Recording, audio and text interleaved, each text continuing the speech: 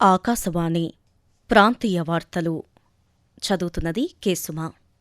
ముఖ్యాంశాలు: ఆంధ్రప్రదేశ్ను లాజిస్టిక్స్ హబ్గా తీర్చిదిద్దేందుకు రైలు కనెక్టివిటీని విస్తరించాల్సిన అవసరముందని ముఖ్యమంత్రి నారా చంద్రబాబు నాయుడు పేర్కొన్నారు. తెలంగాణలో 10వ తరగతి పరీక్షా ఫలితాలు ఈరోజు విడుదల కానున్నాయి.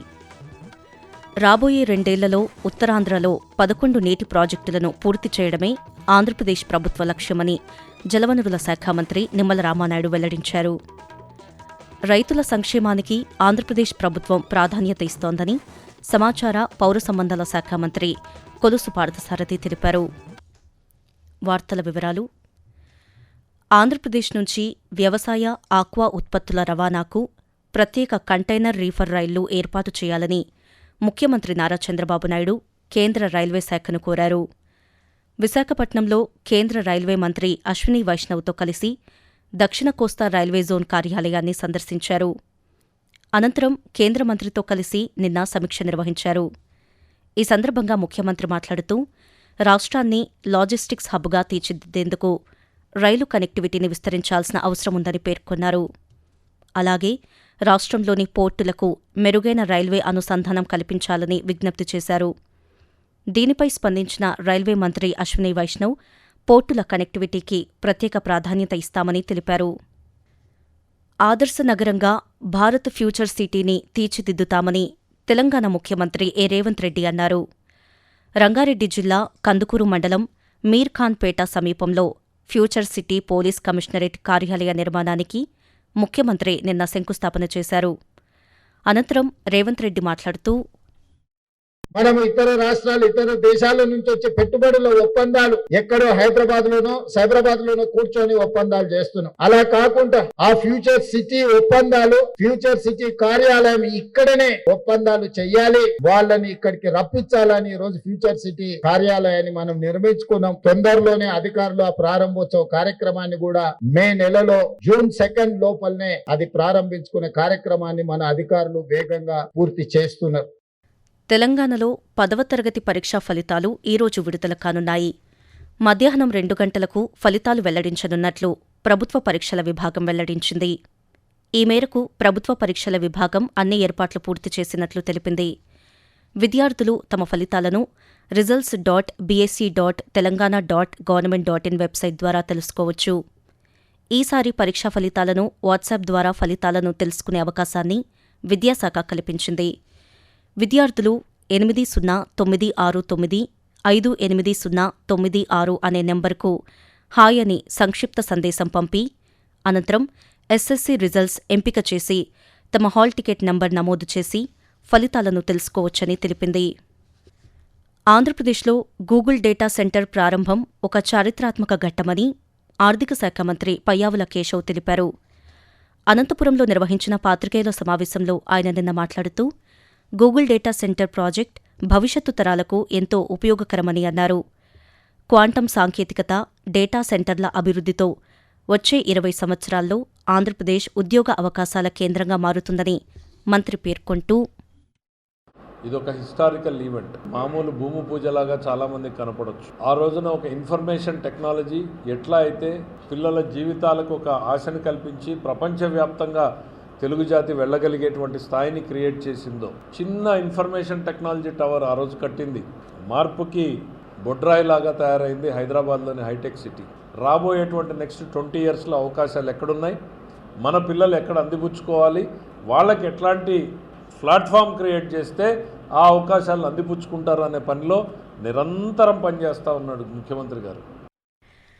ఆంధ్రప్రదేశ్లో పెట్రోల్, డీజిల్ను అక్రమంగా దారి మళ్లించే వారిపై కఠిన చర్యలు తీసుకుంటున్నామని పౌర సరఫరాల శాఖ మంత్రి నాదెండ్ల మనోహర్ స్పష్టం చేశారు. రాష్ట్రంలో ఇంధన సరఫరాపై సంబంధిత అధికారులతో శ్రవణ మాధ్యమం విధానంలో అమరావతి నుంచి ఆయన నిన్న సమీక్ష నిర్వహించారు. ఈ సందర్భంగా మంత్రి మాట్లాడుతూ, పెట్రోల్ బంకుల్లో రేషన్ పద్ధతిని కొనసాగించాలని సూచించారు.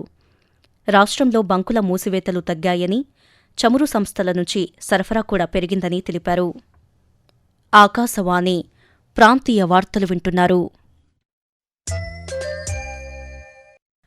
రాబోయే 2 ఏళ్లలో ఉత్తరాంధ్ర అభివృద్ధికి 2,000 కోట్ల రూపాయలతో 11 నీటి ప్రాజెక్టులను పూర్తి చేయాలని ఆంధ్రప్రదేశ్ ప్రభుత్వం లక్ష్యంగా పెట్టుకుందని జలవనరుల శాఖ మంత్రి నిమ్మల రామానాయుడు వెల్లడించారు. ఉత్తరాంధ్ర నీటి ప్రాజెక్టుల పురోగతిపై విజయవాడ క్యాంపు కార్యాలయంలో సంబంధిత అధికారులతో మంత్రి నిన్న సమీక్ష నిర్వహించారు. ఉత్తరాంధ్ర ప్రాజెక్టులు పూర్తయితే 2,69,000 ఎకరాలకు కొత్తగా నీటి సౌకర్యం లభించడంతో పాటు 2,49,000 ఎకరాల సాగు స్థిరీకరణ సాధ్యమవుతుందని చెప్పారు. తక్కువ ఖర్చుతో ఎక్కువ ఆయకట్టు సాగులోకి తీసుకురావడం, అలాగే కరువు ప్రభావిత ప్రాంతాలకు నీటి అందుబాటు కల్పించడంపై ప్రభుత్వం ప్రత్యేక దృష్టి సారిస్తోందని మంత్రి వివరించారు. రైతుల సంక్షేమానికి ఆంధ్రప్రదేశ్ ప్రభుత్వం ప్రాధాన్యత ఇస్తోందని సమాచార పౌర సంబంధాల శాఖ మంత్రి కొలుసు పార్థసారథి తెలిపారు. కృష్ణా జిల్లా పామర్రు మండలం కారకంపాడు గ్రామంలో నిర్వహించిన పాత్రికేయుల సమావేశంలో మంత్రి నిన్న మాట్లాడుతూ ధాన్యం చెల్లింపులు 24 నుంచి 48 గంటల్లోనే రైతుల ఖాతాల్లో జమ చేస్తున్నామని వెల్లడించారు. ధరల స్థిరీకరణ నిధి కింద 800 కోట్ల రూపాయలను మంజూరు చేసి రైతులకు మద్దతు అందిస్తున్నామని మంత్రి తెలుపుతూ ధాన్యం రైతులకి పూర్తిగా ఎంతుంటే అంత ప్రభుత్వం కొనటమే కాకుండా 24 గంటల్లో 48 గంటల్లో ఇచ్చే ప్రభుత్వం కూటమి ప్రభుత్వం అని చెప్పేసి కూడా మనం చేస్తాము. అదేవిధంగా మొక్కజొన్న రైతులకి కొంత సమస్య ఉన్న విషయం ప్రభుత్వం దృష్టికి వచ్చింది. ఇప్పటికే కేంద్ర ప్రభుత్వానికి లేఖ కూడా రాయటం జరిగింది అని చెప్పేసి మనం చేస్తాను. కేంద్ర ప్రభుత్వం స్పందించగానే ఎటువంటి చర్యలు తీసుకోవాలో మొక్కజొన్న రైతుల గురించి ఆలోచిస్తామని చెప్పేసి కూడా మనం చేస్తాను. బ్లాక్ బర్లీ పొగాకి ధర రాకపోతే 12 రూపాయలు కిలోకి ఇచ్చి ప్రభుత్వం కొనడం జరిగింది. ఆక్వా రంగానికి ఆంధ్రప్రదేశ్ ప్రభుత్వం పూర్తి సహకారం అందిస్తోందని మత్స్యశాఖ మంత్రి కింజరాపు అచ్చెన్నాయుడు తెలిపారు. రాష్ట్ర వ్యాప్తంగా సుమారు 2,34,000 హెక్టార్లలో ఆక్వాకల్చర్ సాగు జరుగుతుండగా అందులో చేపల పెంపకం, ఉప్పునీటి సాగు కొనసాగుతున్నాయని మంత్రి నిన్న ఒక ప్రకటనలో వెల్లడించారు. ఆక్వా పంటల సాగుకు నిరంతర విద్యుత్ అవసరమని, విద్యుత్ అంతరాయం ఉన్నప్పుడు రైతులు డీజిల్ జనరేటర్లపై ఆధారపడుతున్నారని చెప్పారు. డీజిల్ సరఫరాలో ఎటువంటి అంతరాయం లేకుండా ప్రభుత్వం చర్యలు తీసుకుంటోందని స్పష్టం చేశారు. తెలంగాణ ముఖ్యమంత్రి ఏ రేవంత్ రెడ్డికి కేంద్ర బొగ్గు గనుల శాఖ మంత్రి జి కిషన్ రెడ్డి నిన్న బహిరంగ లేఖ రాశారు. చర్లపల్లి రైల్వే స్టేషన్ దగ్గర రహదారులు, పార్కింగ్ కోసం భూమి, సికింద్రాబాద్ స్టేషన్ రోడ్డు విస్తరణ గురించి లేఖలో ప్రస్తావించారు. చర్లపల్లి రైల్వే స్టేషన్ పరిసరాల్లో రహదారులు ఇరుకుగా ఉండడంతో ప్రజలు తీవ్ర ఇబ్బందులు ఎదుర్కొంటున్నారని లేఖలో పేర్కొన్నారు.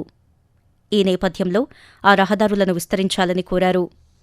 అదేవిధంగా స్టేషన్ వద్ద పార్కింగ్ సౌకర్యాల కోసం అదనంగా 5 ఎకరాల భూమిని కేటాయించాలన్నారు. వాతావరణం. ఆంధ్రప్రదేశ్లో ఎండల తీవ్రత కొనసాగుతోంది. ప్రకాశం జిల్లా కంబం, వైఎస్సార్ కడప జిల్లా ఒంటిమిట్టలో నిన్న గరిష్టంగా 44.3 డిగ్రీల ఉష్ణోగ్రతలు నమోదైనట్లు విపత్తుల నిర్వహణ సంస్థ తెలిపింది.